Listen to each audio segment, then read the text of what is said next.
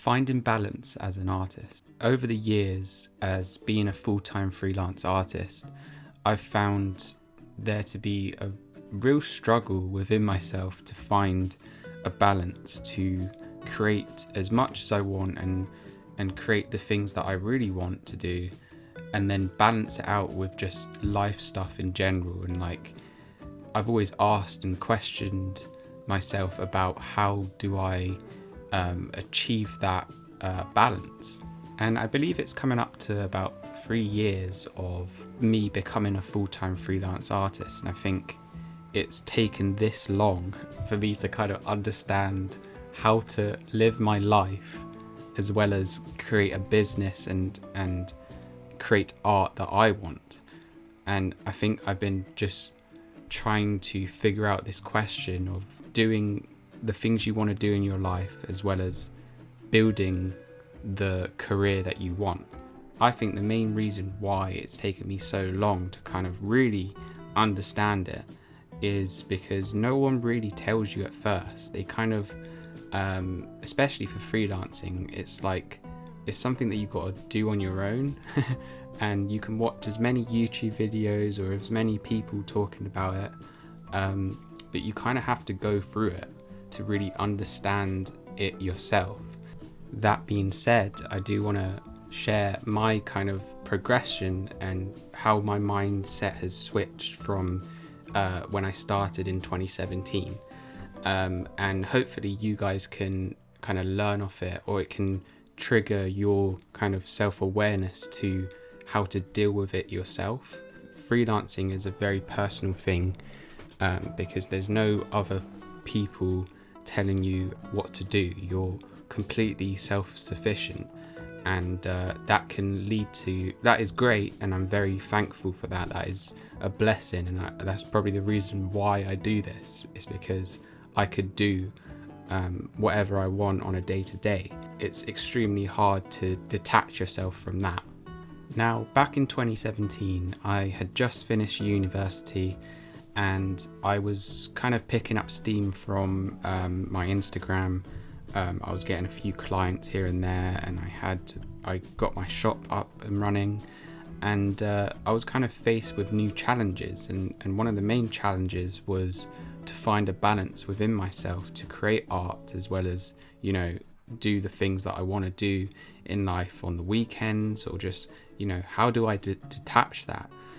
And I think the reason why it's so difficult to detach yourself from that mindset of always doing art, when you're a freelancer, you've got that pressure to create, and it can really get to you. And I think it drove me at the start into a really unhealthy place where I would sacrifice way too much time and energy on creating art just for, let's say, Instagram, and I would try to post something every day, and it eventually caught up with me, because having that strain on your creativity can really lead you to a burnout, and it can be really dangerous. And I see a lot of this all the time. Everyone's talking about burnout, and everyone's saying, you know, I had to have a rest, it got too much for me.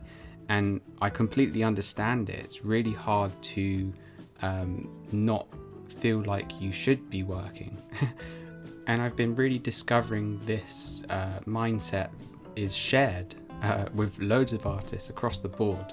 I've been messaging a lot of artists on Instagram, and we've been having conversations where, you know, everyone feels a certain guilt within their self for when they're not creating. I do feel that you need to have that kind of push within yourself, and especially for artists, because we're so reliant on ourselves, we have to push ourselves. But I think finding a point where, you know, this is too much, and I've taken on too much for myself, it's really hard to gauge that kind of level you have of how much work you can do on a day-to-day at first. This is where I think self-awareness comes in, and understanding yourself, which can be really hard at first, because, you know, we've all just come out of uni, or for me, I came out of uni, I came out of the bubble, the school bubble, the education bubble, and you're faced with life things, and you don't know who you are, you're trying to find an identity, and then for me, I was trying to build a business. It's very stressful to have that strain on you to always create as well as balance yourself. Like, how the hell do you do that? Once I started to really look within myself, I found that, a lot of this strain and guilt that I was facing at the start was because I built up in my head that I need to do it, and I have to do it, because if I don't, everything's going to crumble. And that is where it can be very dangerous. And I think if anyone's going through this right now, I think you need to ask yourself, why are you doing it? What is making you create every day to such a crazy level? Would it be better for you to kind of put the brakes on it a little, set a time in the day to create, and then once that time's up, stop and be okay with stopping? Putting the work first over yourself is something that I would never recommend, and that's what I did at the start. I put the work first, and I don't care if I'm doing things, I don't care if I've got stuff on. All I'm going to focus on is the art and creating content. That is definitely not what to do. You should do the opposite, where you're first, you're the priority, then the people in your life, and then after that you can prioritize working. But once you have those first two in order, where your life, you're feeling good, you've gone on a run, you've done your exercise of the day, so that way you're focusing on yourself, and then maybe you want to meet up with your friend later, you do that and you dedicate the times to do that. And then of course in the day you do the work and you dedicate the time to do that. Working that way and working smarter is definitely much better for you, and there's much less strain on yourself.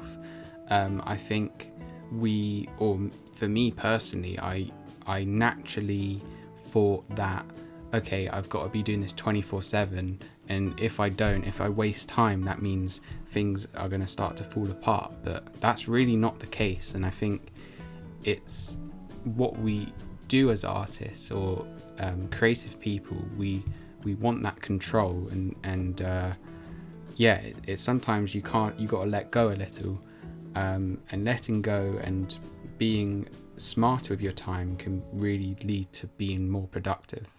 Don't get me wrong, I adore people who dedicate the time and they I love the hustle, I love the drive and motivation of people, but I think that drive and motivation can be lost quite easily through burnout. And burnout is when pretty much you're just working like crazy and you're just not giving yourself to grow and think about things, and that's actually what you find when you take the time to, let's say, be with your friends on a weekend or something, doing something.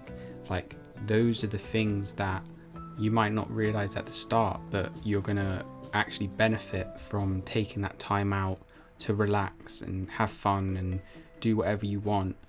And then when you come back to the work, you're going to be feeling refreshed and much more productive, because you've had that time out and you've dedicated time to yourself and to work on the people around you.